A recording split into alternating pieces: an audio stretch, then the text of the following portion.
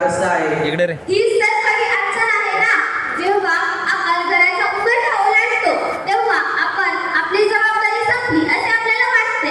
पण हा घरच नाही, आपले घरचाच भाग आहे हे तुम्हाला कधी कळणार?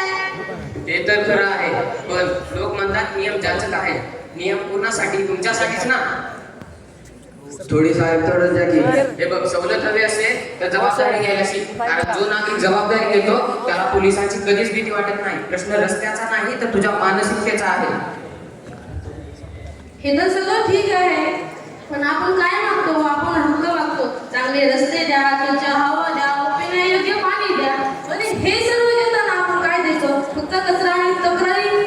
मग आम्ही काय करायचं? जास्त काही नाही. मी जबाबदार नागरिक आहे हे मान्य करा आणि स्वतःपासून करा.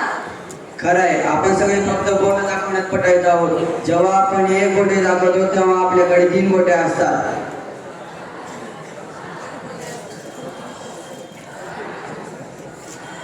मी आजपासून कोणाचीच वाट पाहणार नाही.